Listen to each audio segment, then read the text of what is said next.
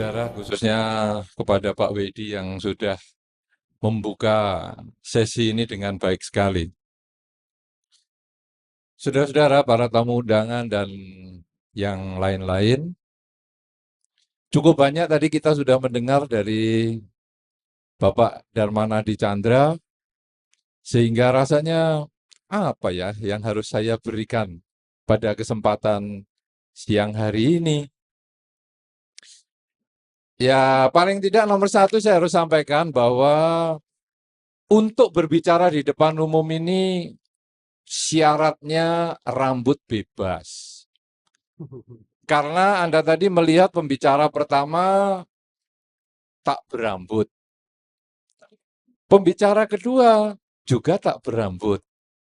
Yang berambut hanya moderator dengan MC-nya. Jadi hilangkan kesan prasangka buruk kalau menurut Pak Ayo tadi, hilangkan kesan prasangka buruk bahwa pembicara di depan harus tidak berambut. Harus sudah di kemo, bukan. Ya, tadi ada video tentang kemo itu. Anda tidak perlu motong rambut kasihkan ke saya, enggak usah. Saya sendiri sudah ada, saya potong juga. Ya, jadi hilangkan kesan bahwa pembicara di sini harus tidak berambut. Anda nanti satu ketika boleh. Yang kedua, saudara, kita harus bisa membedakan antara marah dan ramah. Tadi beberapa kali saudara Ayo sudah singgung, perbedaannya hanya pada kata-kata saja, huruf. Ya, ramah dan marah ini huruf R-nya ini aja yang berubah posisinya. Sama dengan beberapa orang mengatakan, Bante, apa bedanya jubah dengan baju? Ya cuman bolak-balik. Jubah kalau diulang-ulang jubah, jubah, jubah, jubah, jubah, jubah, jubah, jubah, sama. Jadi tidak ada beda ya. Hanya bolak-balik ya. Ini ramah dan marah sebetulnya ya sama. Hanya R-nya saja tadi di depan sama di belakang. Nah, tapi saudara, orang marah sulit ramah. Sulit sekali. Ya, kalau tadi dikatakan oleh saudara Ayau tadi, marahnya ditulis, sayang saya sedang marah. Wah, itu kalau nggak latihan sungguh-sungguh, mau nulis itu aja rasanya pengen njulak. Orang marah mau disuruh nulis nih, saya culek. Kenapa saudara? Karena marah itu sulit ramah. Tapi sebaliknya ramah sulit juga marah. Karena kita tidak bisa melakukan dua hal pada saat yang bersamaan. Coba Anda duduk lah sekarang sambil jalan-jalan. Bisa? Tidak bisa, kecuali duduk di mobil. Duduk di mobil, duduk di sini, tahu-tahu nyampe Surabaya. Duduk di sini, tahu-tahu nyampe Semarang. Tapi kalau kakinya jalan sambil duduk, tidak bisa. Berdiri sambil berbaring, tidak bisa. Kita hanya bisa satu setiap saat. Karena itu ketika kita marah, sulit ramah. Ya, ada sih di dalam tradisi kita juga ada. Kalau kaki diinjak, ya, kemudian kita sudah tarik-tarik gini isik rukroso. Kita noleh sama orangnya, dipandeng, dia pura-pura raweruh. Lama-lama kita gregeten. Nyuwun pangapunten. Kata-kata pertama, dia tetap nggak ngerti. Nyuwun pangapunten, nggak ngerti. Mulai agak keras. Nyuwun pangapunten. Nyuwun pangapunten. Kenapa saudara? Karena kita mau ramah ini susah. Ya kan? Sudah. Nah, kalau begitu sekarang, marah ini apa sebabnya? Tadi sudah dijelaskan oleh Saudara Ayo sebabnya bermacam-macam. Saya hanya menyinggung satu hal saja, supaya kita langsung masuk ke permasalahan. Apa sebabnya marah? Kemarahan itu sulit untuk menerima kenyataan. Sulit menerima kenyataan. Kalau tadi oleh Ketua Panitia disampaikan, dulu kita itu ramah. Sekarang kita punya kebiasaan marah-marah. Saudara-saudara, kebiasaan marah-marah itu baru akhir-akhir ini loh sebetulnya, Pak. Waktu saya masih kecil, ya, saya lahir kan tahun 60 tuh. Jadi kecilan saya ya sekitar tahun 60-an itu. Antara 60 sampai 70 itu saya masih kecil. Saya masih sering mendengar di sekolah bahwa Indonesia ini terkenal sebagai bangsa yang murah senyum. Pernah dengar kan itu? Sangat terkenal di seluruh dunia, bangsa kita adalah bangsa yang murah senyum. Itu tahun 70-an. Tahun 80 ke sini, mulai agak sedikit senyum. Mulai yang tadi, nyuwun pangapunten. Nyuwun pangapunten.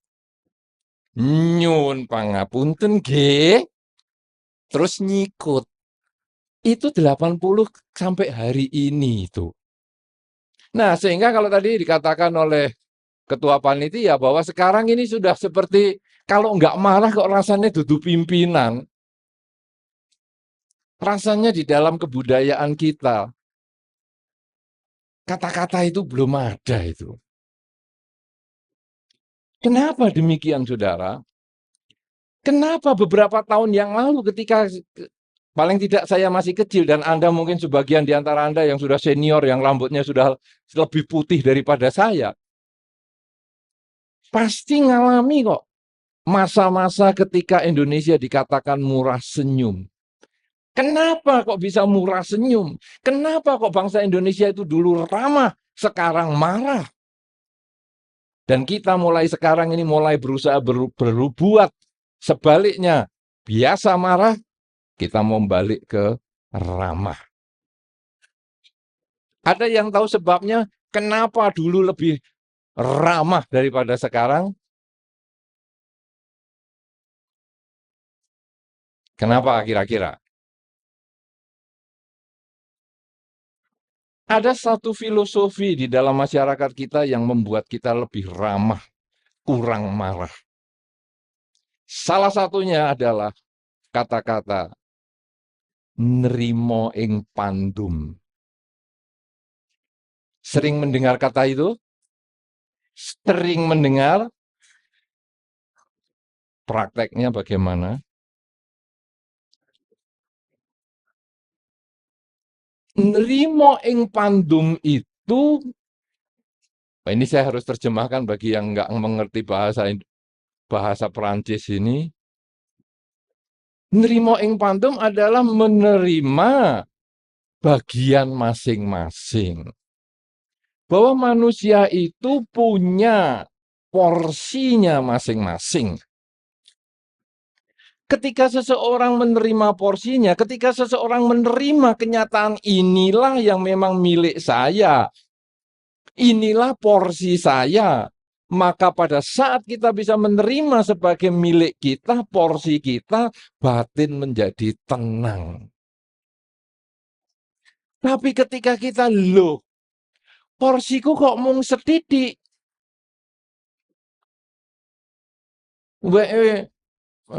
milik Mas kok lebih banyak, dua adik kok juga lebih banyak, porsiku kok sedikit. Padahal mungkin Masnya kerjanya lebih keras, adiknya sedang masa pertumbuhan, dia membutuhkan makanan lebih banyak, dum-duman yang lebih banyak. Tapi kita tidak mau terima kenyataan itu dan kita mengatakan, aku kudu podo, sama yang lain harus sama. Padahal kenyataan tidak, kebutuhan kita tidak sama. Tidak mampu menerima ing pandum, tidak bisa menerima bahwa ini adalah milik kita, itu yang membuat kita marah. Kalau begitu aku dudu anakmu. Karena kalau anakmu dikasih makan banyak nih, seperti masku ini dikasih banyak, kakakku ini, adikku juga dikasih makan banyak, aku kok sedikit, berarti aku dudu anakmu. Langsung ajangi diwalik. Saudara-saudara, ini kemarahan ini karena didasari ketidak menerima, tidak terima ing pandum. Dulu ketika kita masih kecil, beberapa sebagian, terutama yang generasi saya atau mungkin generasi Romo dan lain sebagainya ini, ketika kita masih kecil, sering sekali kita ditekankan kata-kata itu, nerimo ing pandum, nerimo ing pandum, nerimo ing pandum, nerimo ing pandum. Tapi pada saat masyarakat seperti hari ini, kata-kata itu sudah jarang sekali terdengar. Yang ada adalah pergesekan untuk memperoleh dum-duman sing paling akeh. Nrimo yen aku duwe paling akeh, nrimo yen aku sing paling akeh. Tidak peduli dengan yang lain. Ini yang membuat, salah satunya yang membuat bangsa kita yang ramah menjadi bangsa yang pemarah. Saya ketika tadi Pak Dhamma Chandra ataupun Saudara Ayo menyampaikan, kadang orang disenggol kepalanya, marah, itu hari-hari ini. Pada waktu saya masih belum terlalu besar, ya tahun 60-70-an itu, disenggol kepalanya itu paling kita cuman, ya maaf ya, selesai. Nyun pangapunten, selesai. Tapi hari ini bisa berakhir percekcokan. Saling melihat saja, pandeng-pandengan, bisa gegeran. Ya toh? Saya lalu ingat yang gegeran kalau pandeng-pandengan itu apa coba? Makhluk apa yang gegeran kalau pandeng-pandengan? Ah? Ayam. Apalagi? Dus. Ya kambing alias wedus. Ya kan? Itu kan kalau pandeng-pandengan langsung seruduk. Ayam pandeng-pandengan langsung kabruk. Ya kan? Iya. Iya. Loh, manusia ini apa serendah ayam? Apa manusia ini sak level wedus? Kok ya pandeng-pandengan gegeran? Begitu lihat, apa delok-delok? Apa pandeng-pandeng? Kenapa enggak keluar kebudayaannya mengatakan, nyuwun pangapunten, wonten napa? Napa kula ganteng kados bintang film? Napa wonten celontrengan?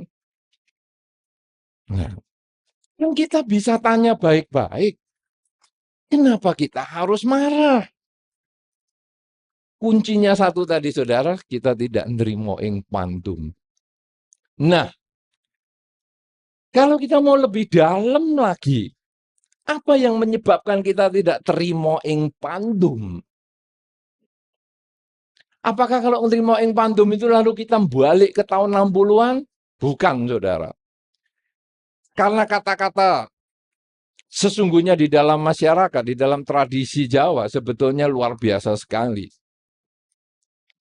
Bukan hanya kata nrimo ing pandum terus kemudian dia sudah diem, apalagi nanti alon-alon waton kelakon, itu membuat Indonesia tidak maju. Salah.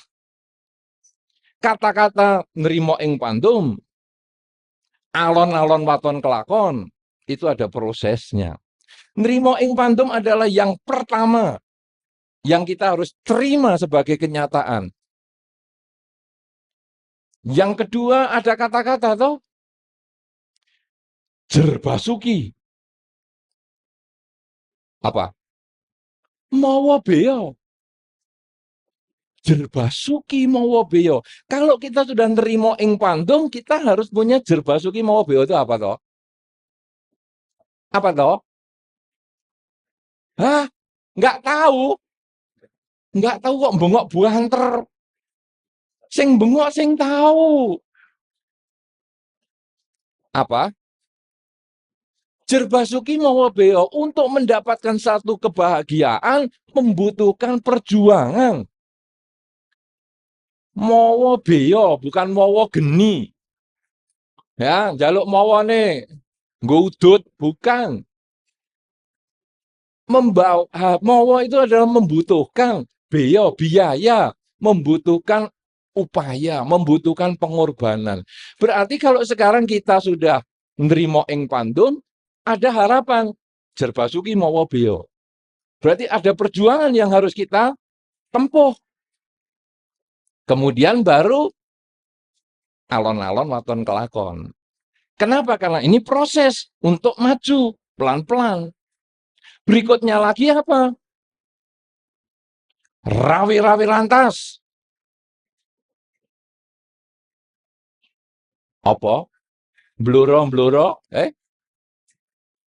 Malang-malang putung. Apa artinya itu? Berani ngadepi kesulitan. Iya kan? Wah, ini bengok sing ngerti gitu. Sing ra ngerti ngrungokke ae. Nah, saudara-saudara, kalau kita melihat proses ini sebetulnya di dalam masyarakat itu ada proses perjuangan. Tidak waton marah karena kita tidak bisa terima kenyataan. Tapi kita justru berusaha menerima kenyataan dulu. Nah, saudara-saudara, apa dasarnya tidak bisa menerima kenyataan itu? Kemarahan itu muncul ketika seseorang ingin mengubah yang ada di luar dirinya. Tadi kalau saudara Ayo mengatakan, ada orang stroke, sudah stroke marah. Sebetulnya apa yang terjadi saudara? Dia sulit nerimo ing pandum. Kok aku sing stroke? Kok dudu tanggaku? Aku sing apik, tonggoku sing jahat, sing stroke kok aku. Ya kan? Padahal kita harus berpikir terbalik, saudara. Wes apik, wes stroke. Apa meneh jahat? Ya toh? Loh, lah buktinya tanggane loh. Jahat kok nggak stroke? Loh, jahat wes ra stroke. Apa meneh ora jahat? Apa jadinya? Orang jahat saja tidak stroke, apalagi kalau dia tidak jahat. Kan jadi dia berdorong untuk berbuat baik. Sebaliknya yang sudah baik kok stroke. Tapi kan kita katakan, loh, sudah berbuat baik saja masih stroke. Apalagi kalau kamu menghentikan kebaikan. Jadi kita semangat untuk berbuat baik. Ini sesungguhnya kunci-kunci kata-kata di dalam masyarakat yang kita perlukan untuk mengubah perilaku dari marah menuju ramah. Nah, saudara-saudara, kalau begitu sekarang, apa yang menunjukkan bahwa kita tidak bisa terima kenyataan?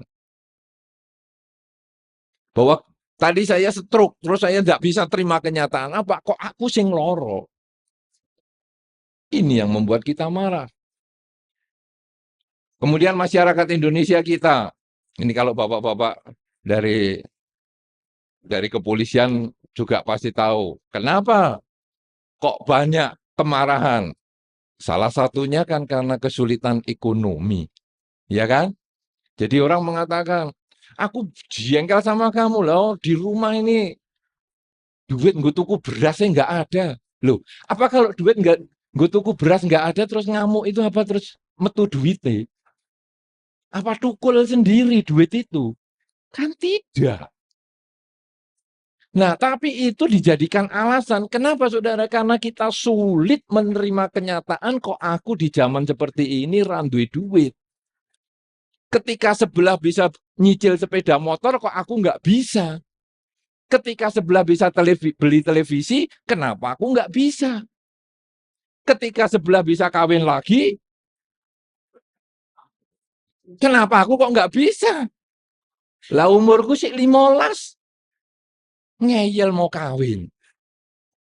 Nah, saudara-saudara, ketidakmampuan menerima kenyataan itu yang membuat seseorang menjadi marah.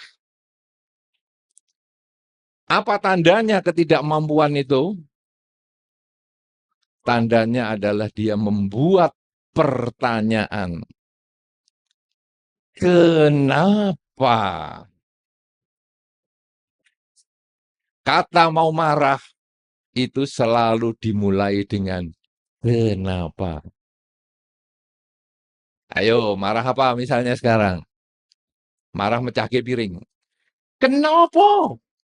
Piring apik-apik dipecahke. Ngalamun ya? Apa ya? Ini ya? Ya kan?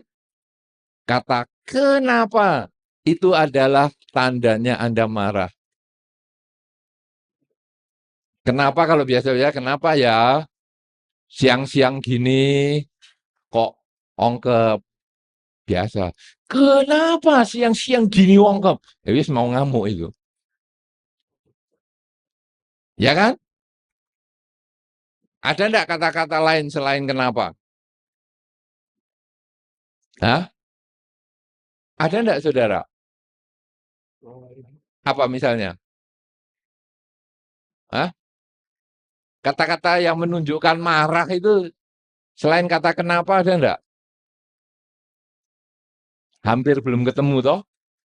Yang ada adalah kata kenapa.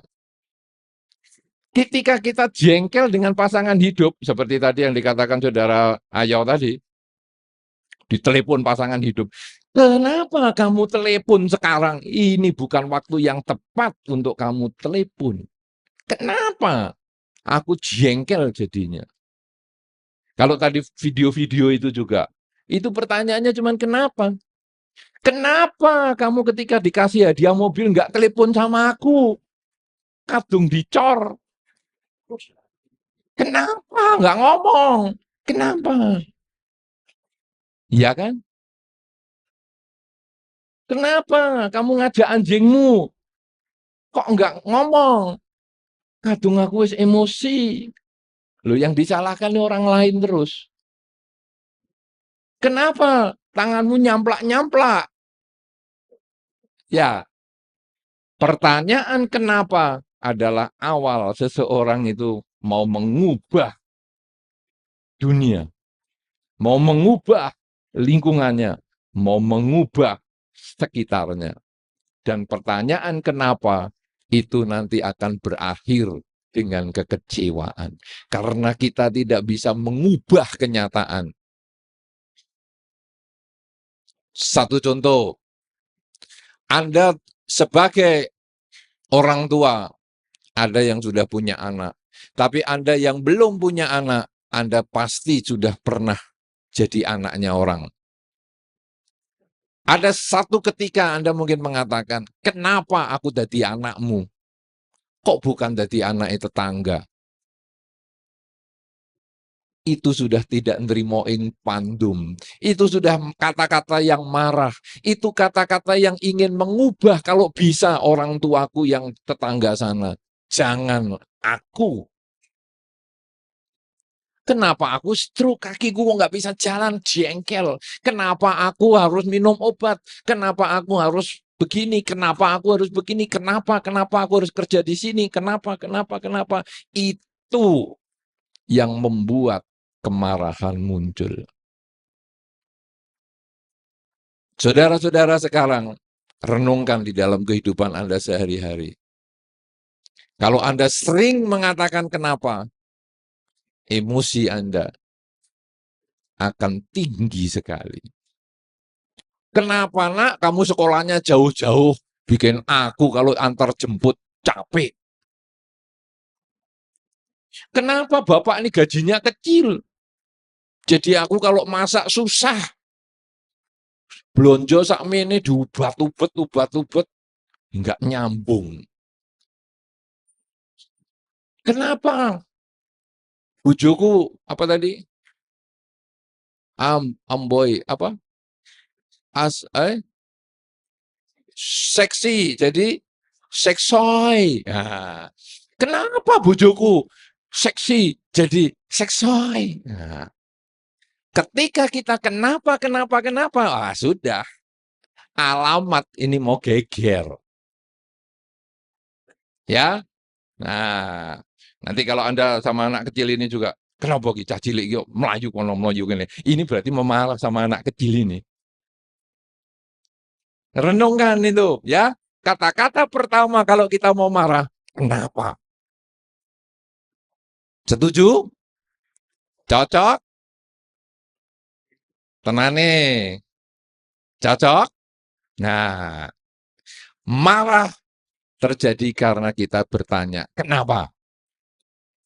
Nah, saudara-saudara, sekarang kita mau nerimo ing pandum. Supaya kita yang pertama, emosi kita itu tidak muncul dulu. Marah memang hal yang normal sekali. Semua orang bisa marah. Karena keinginan yang tidak tercapai tadi, harapan tidak menjadi kenyataan. Tapi sekarang ekspresinya supaya kita tidak muncul kemarahan, tapi yang ada ramah itu apa? Nah, saudara-saudara, ada di dalam masyarakat pepatah ataupun kepercayaan yang begini. Aku itu ya, kalau nggak seneng, aku ngomong aja wis. Terus terang.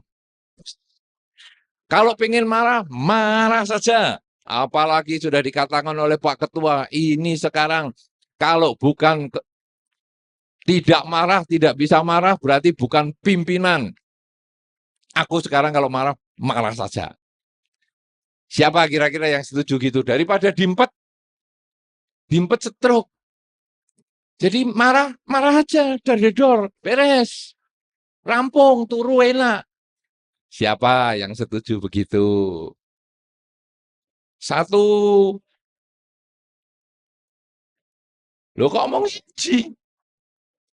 Saya ulangi pertanyaan saya, ya. Rungokke baik-baik. Siapa yang setuju? Ada pengertian kalau mau marah, marah saja. Karena kalau diempet marah itu bikin stres, bikin stroke. Jadi pokoknya kalau udah marah, lego. Sing diomeli juga jelas. Ki lho aku ngamuk. Cetha lho, wis ngamuk. Wis, tak turu sih. Siapa setuju? Tunjuk jari, aja mung bengok ora ono drijine. Wes, ayo coba tunjuk jari. Siji loro lho, kurang wong suarane akeh. Coba lagi. Lho ndi mau sing duwe swara. Nah ini loh, makanya kalau pilkada kadang ketokno suarane ra ono wonge ya ngene iki. Nah, wong kaya ono suarane kok disuruh nunjuk ra ono iki lho. Coba siapa yang setuju? Loh, drijine Mas. Siji, loro, telu. Oh, akeh sekarang. Oh ya, ngono loh ya. Tunjuk jari yang tinggi-tinggi walaupun belum mandi sore. Ndak apa-apa, paling sebelah pucet, kelenger. Begitu tunjuk, iya doh, ambune Mas. Nah, saudara, orang yang setuju begini ini memang wapi, saudara. Sehat biasanya. Pokoknya aku ngamuk, keluar, selesai, sehat. Lego toh, tidur enak. Tapi sing ra sehat, sisiane. Sing kupinge nggo ngrungokke itu lho. kotak sampahnya itu yang tidak sehat. Nah, saudara, ada satu cerita begini. Saya nggak pakai video, saudara. Anda lihat saya baik-baik saja, nanti bakal jadi video soalnya, Susan. Nah iya, di syuting gini akeh. Begini, saudara. Ada orang yang suka marah seperti itu. Wes pokoknya ngamuk, ngamuk ya ditokke saja. Nah, kemudian orang ini dikasih tahu, gini, kamu kalau ngamuk, ini tak kasih papan, selembar papan. Kalau orang Bluro sini kayu jati. Wah, jatine apik-apik di sini ya. Saya lihat, wih semua jati kabeh. Nah, ini selembar papan aja, lah papan papan kayu waru atau apalah yang sengon atau macam. Ada nggak di sini sengon? Ada juga ya. Saya kira jati semua. Nah, gini, kalau kamu marah, langsung ini tak kasih paku. Jadi kalau kamu marah, sekali pakuan di situ. Wes, lego. Satu. Marah-marah lagi. Lego. Lego. Lego. Lego. Lego. Terus sampai kebek papannya, paku. Nah, satu ketika begini. Bagaimana ini? Kok tempatnya udah habis? Buh, berarti kamu hobi marah banget ya? Loh iya, marah menyehatkan kok. Ya, saya marah-marah nih, buktinya saya sehat. Makanya kebak nih, Pak. Kayunya sengon. Wah, paku semua. Baik, sekarang gini. Kamu kalau habis marah, terus ngomel-ngomel, nah itu tadi ya, dikasih tahu sama Pak Yao tadi, terus akhirnya kalau seperti tadi, bapaknya dimarahi. Wong tanya iki apa toh? Iki manuk emprit. Ya, tadi emprit gitu. Apa to kuwi emprit? Apa to kuwi emprit? Wis ngamuk-ngamuk. Emprit, emprit. Kandhani kok ngeyel. Nah, kemudian kan bapaknya kan mengeluarkan catatan. Ini loh, dulu kamu waktu kecil, 3 tahun, kamu ya tanya emprit ini. Ping selikur. Gitu. Kak jawab terus. Untung anaknya nggak jawab. Aku lah waktu itu umur 3 tahun. Lah awakmu apa saiki 3 tahun. Nah, untung anaknya nggak jawab itu loh, saudara. Kalau jawab itu bapaknya ngambil apa lagi saya nggak tahu, paling ngambil pedung. Ah, nah, saudara cerita itu tadi, kemudian, ini loh, saya kan jawab terus sungguhan ini dulu, saya kan berbuat baik. Lalu anak itu nyesel. Iya ya, aku kok kasar karo bapakku. Terus kita, tadi kan dirangkul ceritanya. Nah, kemudian orang yang pakai paku tadi, gimana kamu sekarang kalau ngamuk-ngamuk gini pakunya roto gini? Ya aku ya minta maaf, aku kadang ya nyesel juga, aku kok iso ya karo bojoku ngamuk-ngamuk ya, seperti yang tadi dikatakan Pak Ayo itu betul sekali. Kadang-kadang orang kalau udah marah sungguhan, saya sih pengamat ya saudara, saya bukan praktisi. Artinya saya tidak praktek ini, bojo diomeli apa saya tidak praktek. Ya, saya hanya ngamati orang-orang aja. Orang yang mengatakan, sakno, sak tenane bojoku ini. Ya, sebetulnya kasihan istriku atau suamiku ini. Karena ngamuk itu tidak harus miliknya perempuan loh. Bapak-bapak ini kadang-kadang saya tua, saya rewel loh. Ibu-ibu kerasa? Kerasa enggak ibu-ibu? Bapak-bapak sing dulu kutuk-kutuk. Waktu kawin baru itu kutuk-kutuk, diomelin meneng ae. Ternyata umur 50 ke atas. Balas dendam. Wah, saiki ngamukan. Hah? Ah. Eh. Tenan toh itu? Sungguhan enggak, Ibu? Ah, iya atau enggak? Iya ya. Wah, saya ngomong iya berarti bojone pas nggak ada di sini. Tapi yang nggak ngomongi bojone neng sebelah. Awas gue ngomong. Neng ngomah geger aja. Nah, saudara, kalau sekarang kemudian suami-suami atau istri-istri itu kadang malam tidur, mau tidur gitu ya, lihat pasangan hidupnya tidur. Dong yo mesake loh. Kok mau tak uring-uring kayak gitu itu kenapa? Kenapa saya harus mengucapkan kata-kata yang kasar? Kenapa saya harus mengucapkan kata-kata yang keras seperti itu? Donge yo mesake. Donge. Ning sesuk dibaleni meneh. Malamnya ngomong lagi. Donge.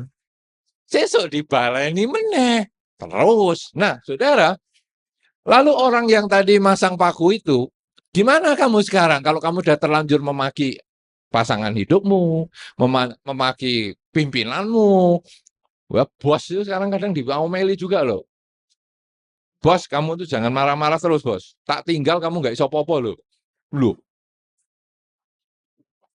kamu kan nggak tak bayar. Apa dikira kalau sudah dibayar ini mesti menangan? Kamu bisa bayar kalau nggak ada yang dibayar, kamu bisa kerja sendiri. Nggak bisa. Lah iya, makanya cuma macam-macam. Loh, bos sekarang iso diancam. Ya. Nah, saudara, lalu gimana sekarang kalau ini blabaknya ini penuh dengan paku? Kamu suka marah-marah sama anakmu, sama pasangan hidupmu, dan tetanggamu, dan lain-lain. Ya gampang.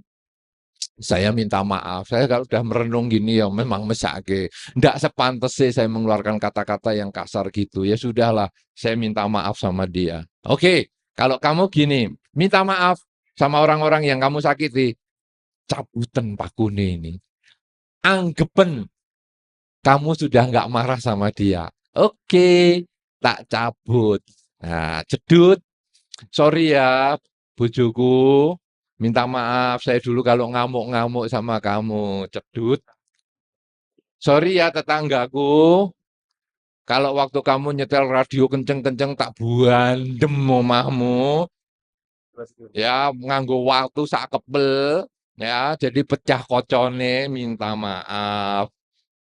Sorry ya anakku, waktu kamu dulu nangis tak kaplok, ya sampai ngliyeng, ya, minta maaf, minta maaf, minta maaf, minta maaf, minta maaf, minta maaf, minta maaf, minta maaf, minta maaf, minta maaf. Sebulan kemudian orang itu datang lagi. Wih, ternyata habis loh pakunya. Di belabak ini habis. Beres. Apa yang dikatakan? Betul. Paku kemarahanmu selesai. Kamu sudah tidak marah lagi. Sudah kamu jabuti semua. Kamu berarti sudah minta maaf. Tapi lihat belabake. Apa adanya? Lubang-lubang. Belabake bolong-bolong. Artinya saudara, kalau kita sudah menyakiti seseorang ketika kita sedang marah, kita minta maaf sekalipun, sudah jingket, sudah masuk ke dalam batinnya dia. Itu yang sulit untuk dimaafkan. Karena itu saudara-saudara, kalau tadi saudara Ayo mengatakan, ingat tak Anda dulu mungkin ada yang tidak disukai, yang didendemi dan sebagainya. Anda kan mengatakan ada toh. Kenapa? Karena mungkin dia kata-katanya itu yang membuat Anda luka di batin Anda. Jingkat sekali sehingga ketemu Kak. Tak ajar belajar wushu nanti saya. Biar untuk demo di depan sini saja, enggak untuk nutui dia. Nah, saudara-saudara, berarti ketika kita kepingin marah lalu marah saja, sebetulnya sehat untuk si pemarah, tapi tidak sehat untuk yang mendengar marah kita. Ya, Jadi jangan mengatakan lagi Anda tadi banyak yang setuju toh. Bagaimana? Setuju? Kalau marah langsung ditoke saja, dikeluarkan saja. Dalam bahasa Jawa sangat tepat sekali, muntap. Wah, itu cocok. Jadi kayak sesuatu yang luber sudah. Wis, toke abeh. Cocok sekali. Anda yang cocok mengatakan itu seperti masang paku itu. Apapun Anda sampai minta maaf, sampai nyuci kakinya orang yang Anda lukai batinnya, sampai minum air cucian kakinya sekalipun, tidak bisa mengobati luka batin. Ada pepatah yang mengatakan luka golok, luka pedang bisa sembuh. Ya, saya tadi sudah takut keculek soalnya. Siap. Wah, ini. Untung saya kedap. Jadi saya melek lagi, hilang sudah di tempat lain. Wah, kalau enggak njulek saya enggak sido loh ngomong di sini. Wah, dekat sekali ya. Ya, tapi luka pedang, luka golok, luka tombak bisa sembuh. Walaupun keculek bisa sembuh. Tapi kalau luka batin sulit, bahkan hampir tidak bisa sembuh. Itulah akibat dari kemarahan. Nah, saudara-saudara, sekarang ramah. Ya, jadi marah tadi tandanya adalah kenapa. Akhirnya pengen keluarkan. Padahal sebetulnya itu menimbulkan bekas bagi mereka yang mendengarkan kemarahan Anda. Nah, saudara sekarang, bagaimana membangkitkan ramah? Ramah itu kuncinya pada kata-kata yang tadi saya katakan, nerimo ing pandum ini. Kata-katanya sama, karena dulu kita adalah bangsa yang ramah, bangsa yang penuh senyum, sehingga banyak turis ke luar negeri. Turis-turis dari luar negeri datang ke Indonesia untuk melihat bangsa yang tersenyum ini. Tapi sekarang beberapa turis takut datang ke Indonesia karena melihat bangsa yang marah ini. Nah, kalau begitu saudara, sekarang bagaimana kita kembali ke yang ramah? Kalau tadi saya mengatakan nerimo ing pandum, maka supaya kita bisa ramah adalah mengembangkan kata memang. Kalau marah dimulai dengan kata apa tadi? Kenapa? Kalau mau ramah mulainya memang. Nah, sekarang cuaca kok ongkep gini ya. Ini namanya ongkep ya. Ongkep atau kalau dalam bahasa sini apa ya? Ungkep. Sumu. Oke. Sumu. Banyak orang ngomong panas. Panas sih salah. Panas itu kena matahari. Ini ongkep, sumu ya. Ungkep. Ada beberapa mengatakan ungkep. Kalau bahasa Jawa Timurnya ongkep. Saya sudah lama di Jawa Timur, jadi mungkin Anda mendengar bahasa saya sudah agak bahasa wetan ya. Sudah di wetan sana. Sedangkan Pak Wedi ini orang Surabaya, tapi sudah lama di Jakarta. Bahasanya kulonan. Sudah dengarnya bahasa Jawanya agak beda. Anda mendengar bahasa Jawa saya beda? Beda? Hah? Beda ya? Iya, bahasa Jawa saya sudah terpengaruh di Blitar. Ya, dulu sih saya orang Jogja. Nah, saudara, sekarang begini.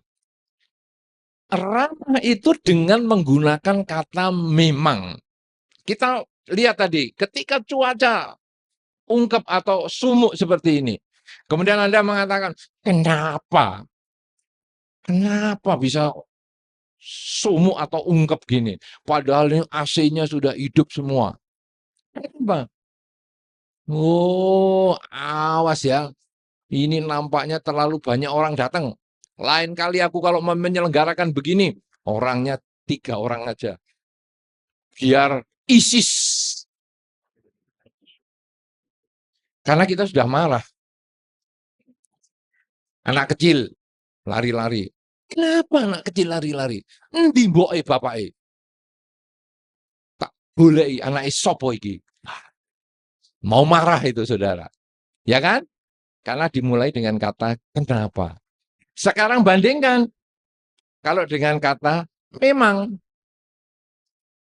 Wah, sumuk ya. Ya, wong memang bluro. Bluro pancen sumuk. Enteng loh. Sudah. Sumuk, ya kipas-kipas. Sumuk lagi, ya ote-ote. Neng kamar mandi. Ya. Kata memang membuat batin tenang. Anak kecil lari-lari. Oh ya, pancen cah cilik. Memang anak kecil ya lari-lari. Lah kalau sudah gede, duduk baik-baik. Lah kalau anak kecil suruh duduk baik-baik, ngantuk. Ya memang anak kecil lari-lari. Tenang saudara. Nerimo ing pandum. Bisa merasakan itu? Bisa merasakan perbedaan kalimat 2 kata itu? Ini penting sekali loh kata-kata ini. Lihat pasangan hidupnya yang dulu seksi. Kemudian seksoy. Anda bisa mengatakan, kalau kenapa ya bojoku kok saiki rodo ombo. Ternyata bukan hanya jalan Bojonegoro Cepu yang dilebarkan. Bojoku yo melu diambake. Bukan saudara, bukan kata kenapa, tapi memang bojoku wis ombo. Berarti dia bahagia bersama daku.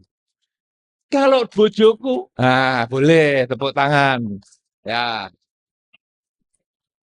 Tepuk tangan ini menyehatkan loh saudara. Ya, supaya mencegah stroke. Tenanan. Jadi, wah tepuk tangan harus yang keras supaya peredaran darah lancar. Ya, ya, tapi jangan nepuk pipine tangga nih. Nah, yang keras boleh. Nah, saudara, bojoku ketika kumpul dengan saya, sudah berumah tangga oma-oma sampai 15 tahun, kok penyempitan? Semua jalan dilebarkan, ini bojoku kok nyempit? Oh, stres sih berarti malah. Jadi untung Anda yang punya suami atau istri yang dulu seksi-seksi sekarang seksoy, berbahagialah. Karena Anda berhasil membahagiakan pasangan hidup Anda. Nah, bagi Anda yang sudah punya suami bertahun-tahun kok tetap pelangsingan tubuh, tetap seksi, tidak seksoy, berbahagialah. Karena Anda berarti bisa menjaga tubuh Anda sehingga bisa selalu membahagiakan suami Anda. Enak toh? Nah, oleh karena itu saudara-saudara, marah dan ramah itu bukan hanya R yang bolak-balik, tapi sebetulnya itu adalah pola pikir. Kalau Anda sering berkata kenapa, pasti kemarahan timbul. Tapi ketika Anda sering berkata memang, hidup ini akan bahagia untuk Anda. Anda apapun juga yang Anda hadapi ketika Anda berkata memang dia begini, memang pasangan hidupku begini, memang orang tuaku begini, memang kondisi Indonesia saat ini begini, memang temanku begini, memang. Kata memang itu membuat kita nerimo ing pandum. Nah, tapi nerimo ing pandum bukan menyelesaikan semua masalah. Itu hanya membuat kita tenang, menerima kenyataan. Karena marah tadi adalah tidak bisa terima kenyataan. Sekarang kalau kita nerimo ing pandung, bisa melihat hidup itu sebagaimana adanya, sesuai dengan kenyataannya, maka kemudian tahap yang selanjutnya adalah menggunakan kenyataan itu untuk maju. Contohnya, pasangan hidupku kok tambah lebar. Oh, memang dia bahagia. Tapi apakah terus dilebarkan? Jangan. Kenapa saudara? Kasihan kakinya. Badan tambah lebar. Kaki itu lebarnya tetap sama. Berat. Nah, karena itu kita tidak marah. Oh, apa ya kowe? Bojo ditinggal mau mangan terus iki. Sampai lemu nih koyo sapi. Wah, saudara-saudara, pasangan hidup dikatakan gitu pasti langsung sing gelem karo sapi ya mung sapi. Yen awakmu dudu sapi, ya ora gelem karo awakku. Beres toh? Akhirnya lah geger. Ya. Nah, saudara, tapi begitu, oh memang pasangan hidupku gemuk, melebar. Lalu apa yang kita lakukan? Keluarlah kata-kata yang bijaksana yang tadi oleh saudara Ayo dikatakan bijaksana itu. Marah dengan bijaksana itu ketika kita mampu menerima kenyataan memang bojoku seksoi, kemudian kita memberikan nasihat. Gunakan kenyataan yang saat ini untuk maju. Yaitu kenyataan yang negatif, perbaiki. Kalau kelemon, hati-hati. Karena jantungmu raiso lemu. Jantung itu tetap. Badanmu besar, berarti jantungmu mompanya lebih keras, lebih berat. Nanti kamu gampang sakit jantung. Badanmu tambah besar, berat badanmu bertambah, tapi kakimu kan tetap. Kamu nanti bisa gampang sakit. Ibaratnya kalau mic ini dimuati lagi sakarung, barangnya kakinya tetap, tapi muatannya berat, ceblok mic-nya. Nah, kalau kita kemudian kasih nasihat seperti itu, mungkin pasangan hidup kita sadar.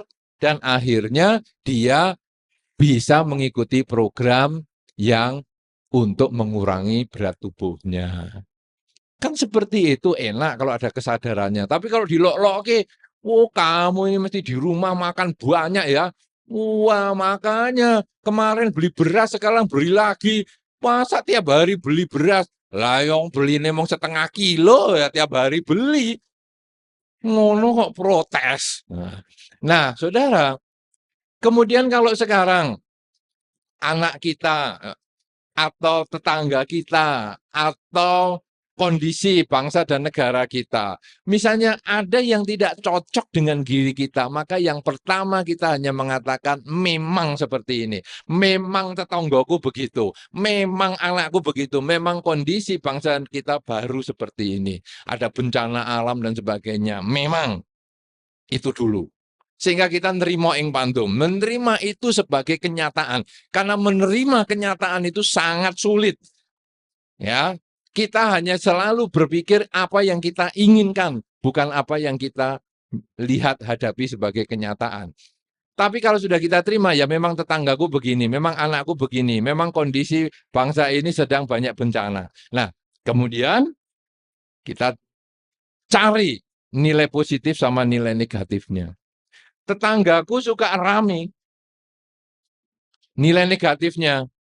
Kenapa? Suami istri nggak akur. Kalau begitu, saya jadikan itu sebagai pelajaran. Supaya di dalam keluarga kita, jangan sampai suka gegeran kayak tetangga sebelah. Suami istri tetangga saya yang satu ini harmonis. Memang mereka harmonis, jangan cuma kata memang. Berarti cuma terima ing pandum, tidak ada kemajuan.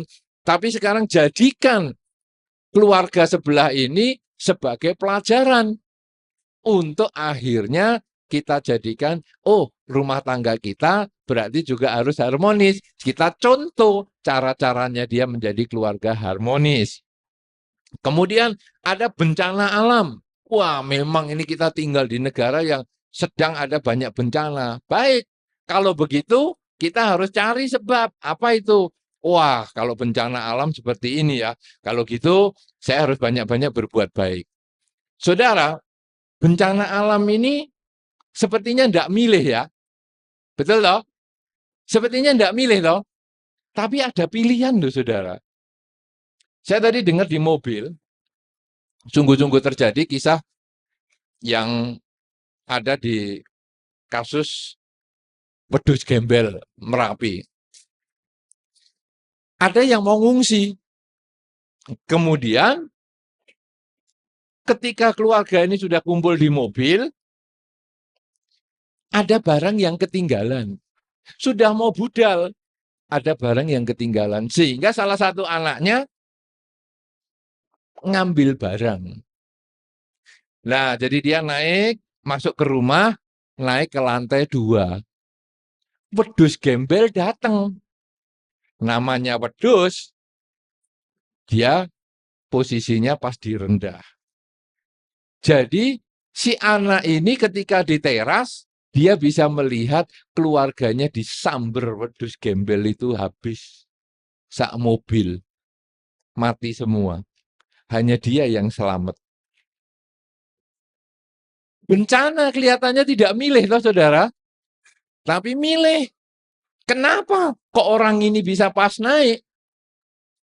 Nah, saudara-saudara, Indonesia kebetulan memang kali ini banyak bencana, ya, ada banjir di sana, gempa di sini, gunung meletus di situ.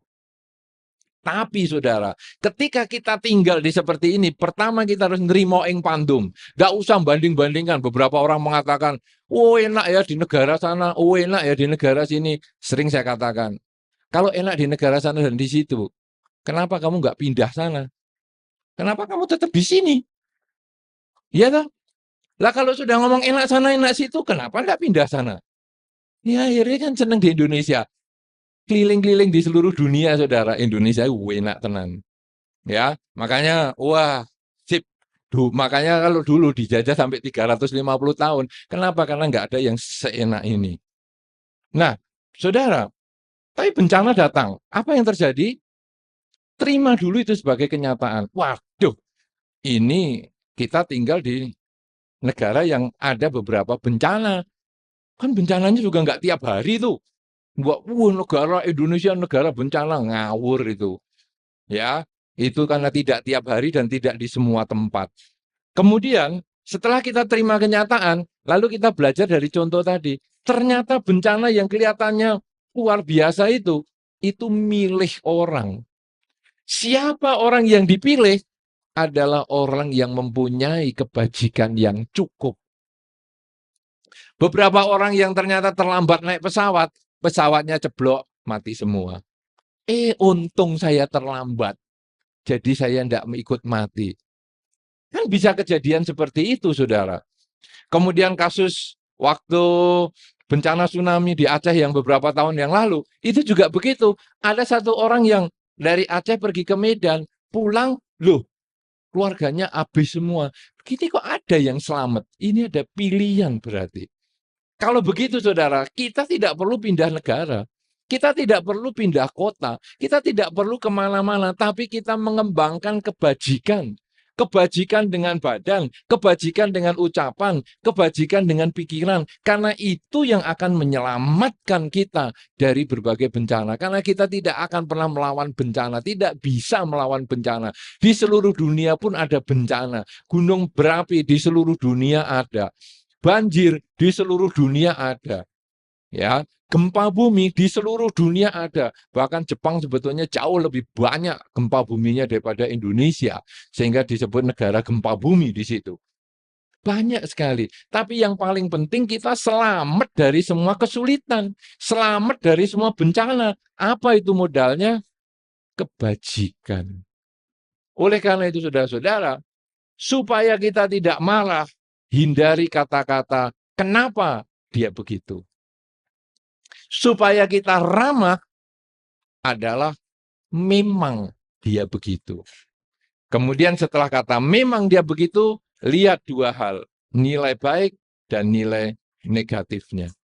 Hal yang baik, tiru, ikuti untuk perbaikan kualitas diri kita. Hal yang buruk, pelajari, hindarkan.